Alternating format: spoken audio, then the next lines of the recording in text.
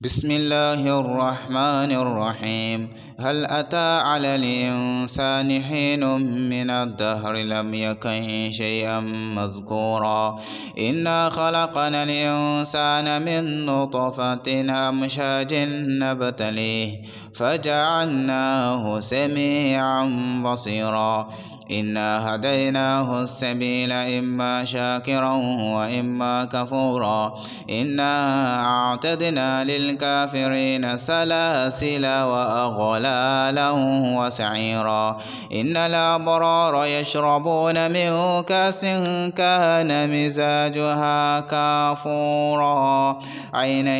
يشرب بها عباد الله يفجرونها تفجيرا يوفون بالنذر ويخافون يوما كان شره مستطيرا ويطعمون الطعام على حبه مسكينا ويتيما وأسيرا إنما نطعمكم لوجه الله لا نريد منكم جزاء ولا شكورا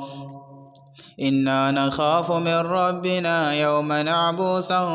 قمطريرا فوقاهم الله شر ذلك اليوم ولقاهم نضرة وسرورا وجزاهم بما صبروا جنة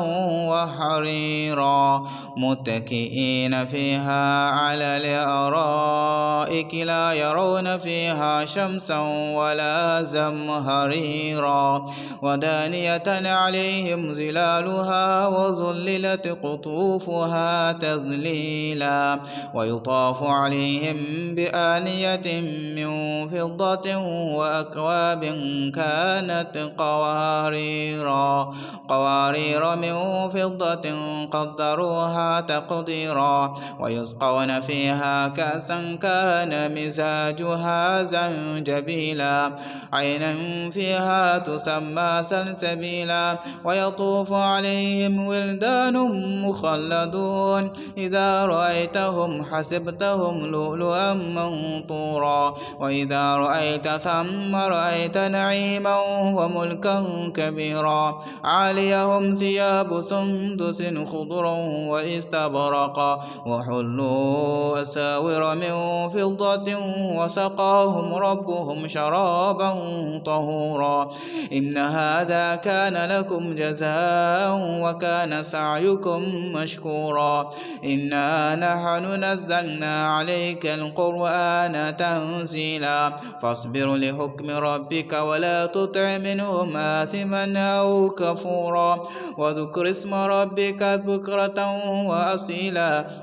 ومن الليل فاسجد له وسبحه ليلا طويلا إن هؤلاء يحبون العاجلة ويذرون وراءهم يوما ثقيلا نحن خلقناهم وشددنا أسرهم وإذا شئنا بدلنا أمثالهم تبديلا إن هذه تذكرة فمن شاء اتخذ إلى ربه سبيلا وما تشاءون إلا أن يشاء الله إن الله كان عليما حكيما يدخل من يشاء في رحمته والظالمين أعد لهم عذابا أليما